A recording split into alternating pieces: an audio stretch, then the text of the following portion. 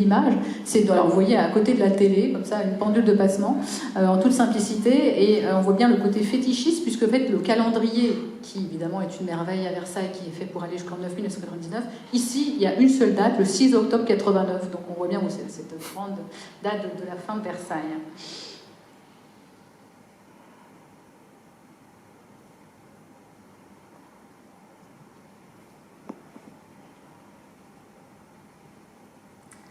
Alors, autre passion du roi, la passion de la chasse.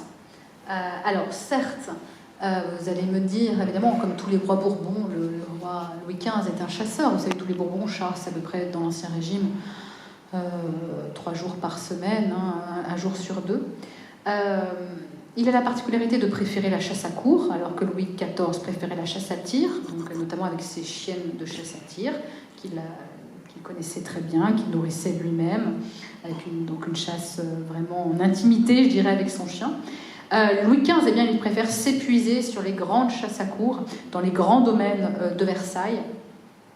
Et ça, c'est vraiment, les chasses à course sous Louis XV n'ont aucun équivalent dans l'histoire. Vraiment, parfois c'est 600 chevaux, enfin, c'est des choses mais absolument monumentales. Des chiens, notamment, qui étaient élevés à la vénerie du roi. Et là aussi, eh bien, on nous fait remarquer, notamment les sources, les mémorialistes, et notamment le journal de l'avocat Barbier, qui a écrit des centaines de pages sur cette époque, eh bien, que le roi chasse déjà très jeune, adolescent, avec une frénésie tout à fait particulière pour son âge. Donc là aussi, eh bien, on s'étonne effectivement de cet investissement total du roi dans la chasse. Et nous évoquons notamment eh bien, cela avec les 2 grands décors cinégétiques commandés par le roi sous son règne. Ici, ces 2 tableaux extraordinaires qui font 3 mètres de haut, pour ceux qui les ont vus, très impressionnants, qui viennent du musée des Beaux-Arts d'Amiens, qui étaient très peu connus aussi, parce qu'ils étaient à 9 mètres de haut dans un grand salon, qui sont des tableaux vraiment déchaînés, on pourrait dire, du peintre Bachelier, qui était le décor de la petite salle à manger du roi à Choisy. Alors ça vous mettait en appétit quand vous soupiez devant ce type de décor avec ces gigantesques molosses là, qui bondissent sur le roi, mais des véritables morceaux de peinture vraiment du XVIIIe siècle. Et puis aussi tout un ensemble que nous avons reconstitué qui s'appelle la Galerie des chasses exotiques de Louis XV. Le plus important ensemble commandé aux meilleurs peintres du temps, Boucher, Lancret, Pater, etc., sur des chasses en tous les pays étrangers. Donc la chasse à l'autruche, la chasse au lion, la chasse au tigre, la chasse au crocodile, etc. On a la chance d'avoir gardé leur bordure aussi.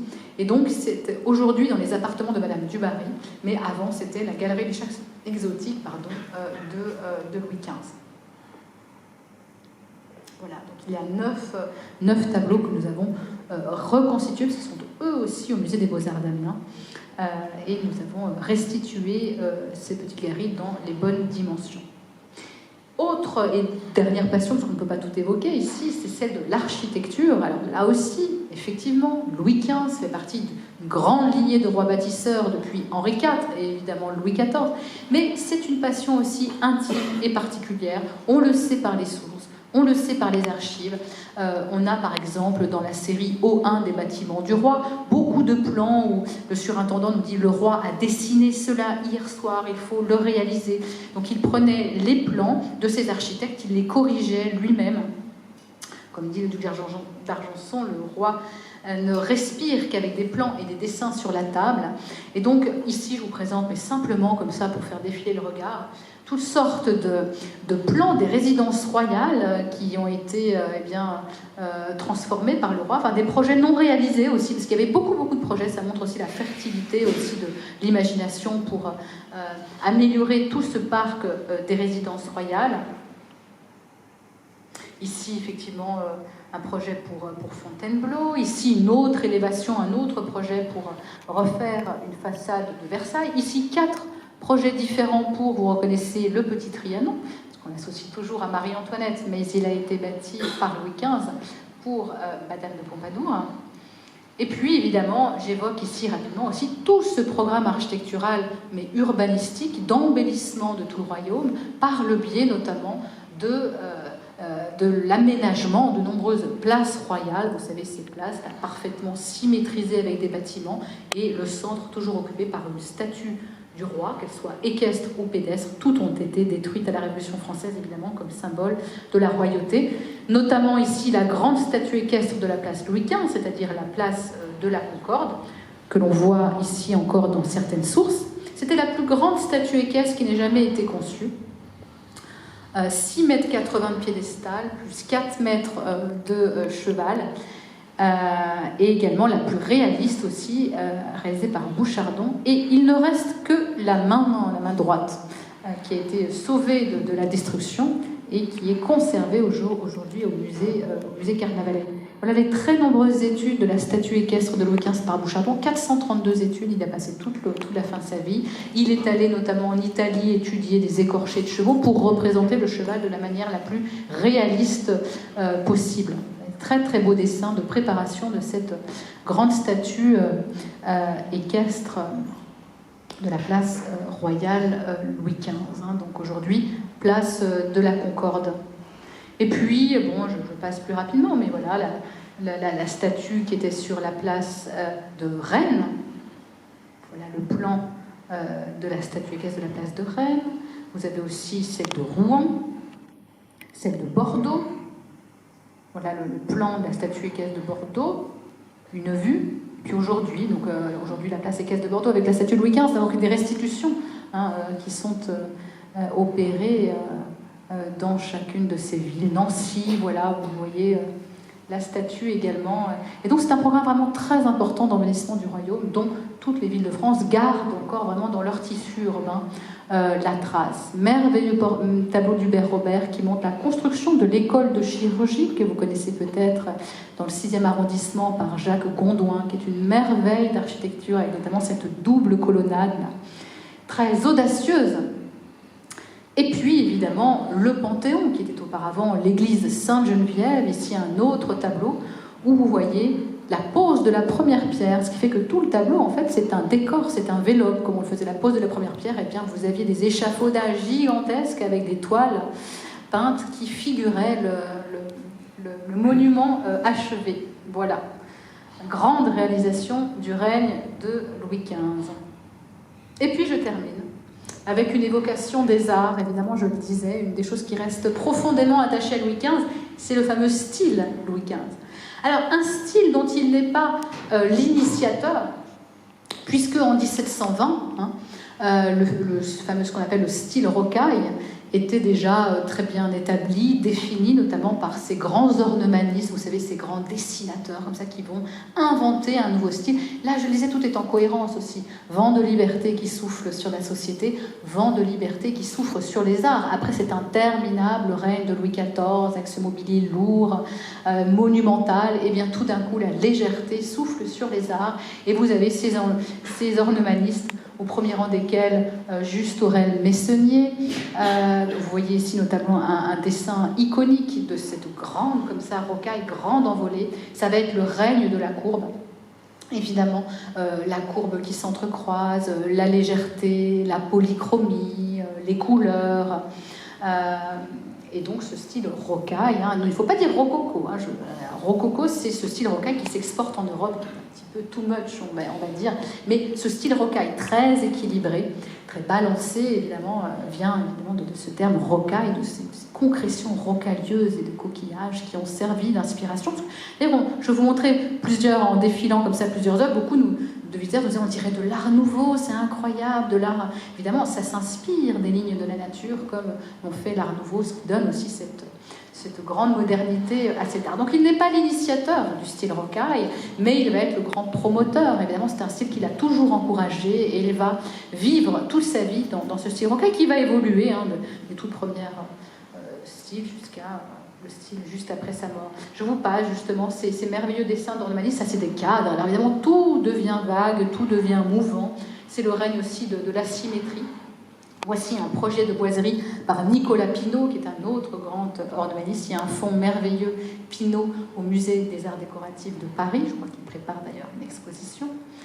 Voilà, vous voyez ce qu'on appelle ces coquilles, ces merveilleux dessins de rocaille, Ça, c'est un surtout de table, comme ça, merveilleux, comme une genre de grande vague, comme ça, en argent. Et puis ces dessins, comme ça, c'est ce renouvellement de l'imagination, parce qu'en fait, c'est ça qu'on voulait montrer. Au début, en fait, la rocaille, c'est d'abord un dessin. C'est d'abord une invention folle de nouveaux ornementalistes. D'ailleurs, souvent, quand les artisans chargés de réaliser les objets recevaient les dessins, ils disaient « Mais non, mais ça ne tient pas, votre histoire, ça ne tient pas debout. » Effectivement, parfois, ce n'est pas réalisable, tellement c'est fou. Et donc, cet art va s'exporter par le biais de la gravure. Encore une fois, une planche de l'encyclopédie du règne de Louis XV qui montre bien, ces nouvelles réalisations de la rocaille, absolument incroyables. Extraordinaire. Vous voyez ici à droite la grande girandole d'or, qui n'existe plus malheureusement, de la chambre de Louis XV. Elle était posée sur les commodes de la chambre de Louis XV. Et les guides de visite du XVIIIe siècle, quand on va aller visiter Versailles, il y avait une petite ligne en disant surtout aller dans la chambre du roi, voir la grande girandole de... Enfin, ils disaient pas rocaille. Enfin, rocaille est un terme qui apparaît au XVIIIe, mais la grande girandole d'or de Louis XV, qui était vraiment une œuvre d'orfèvrerie tout à fait inouïe. Mais il nous reste, par exemple, au Musée décoratif de Paris, cet extraordinaire flambeau complètement mouvant, complètement fou, on pourrait dire, plein d'audace, merveilleux. Et la gravure qui montre que c'était des œuvres très célèbres qui ont inspiré ensuite. Alors beaucoup disent ça pourrait être kitsch aussi comme art. C'est aujourd'hui, parfois on le connaît. J'ai quelqu'un qui m'a dit ah mais dans l'exposition vous nous faites adorer ce qu'on détestait. On apprend à aimer aussi parfois cet art qui peut paraître aussi un peu kitsch, notamment la saucière de Duplessis, c'est une icône de la rocaille. Vous voyez cette forme incroyable, hein, directement un coquillage en fait. Merveilleux seau à bouteille aussi de l'Ermitage, qui devait venir à l'exposition, mais en raison des événements politiques, évidemment, n'est pas venu, presque d'art nouveau. Et puis, évidemment, le rocaille contamine tout, contamine les carrosses qui deviennent, ça, cours contre cours, contamine les chaises à porteurs, et même les calèches. Alors moi, j'adore ce dessin complètement fou, qui devait venir aussi une espèce de... Alors, quand je vous dis, ça tient pas, l'histoire, non, là, ça tient pas, là, les roues complètement...